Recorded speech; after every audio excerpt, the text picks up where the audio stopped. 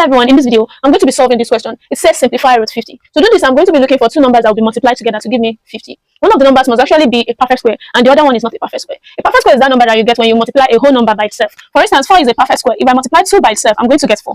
9 is also a perfect square. If I multiply 3 by itself, I'm going to get 9. So the same way, I'm going to be looking for two numbers that will be multiplied together to get this 50. One of it must be a perfect square, and the other one is not a perfect square. So if I use 10 times 5, 10 is not a perfect square, and 5 is not a perfect square. This one will not work for me. If I use 25 times 2, 25 is a perfect square and 2 is not a perfect square. So this will definitely work for me. So the same way I'm going to be solving this.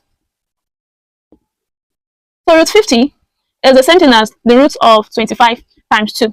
This is a perfect square and this is not a perfect square. So I'm going to be separating the perfect square from the one that is not a perfect square. So that gives us root 25 times root 2. The square root of 25 gives 5. And the square root of 2 will definitely give me a decimal number. And I don't want to have decimal here, so I'm going to be leaving it like this. That'll give me root 2. 5 times root 2 gives 5 root 2. And this is the final answer.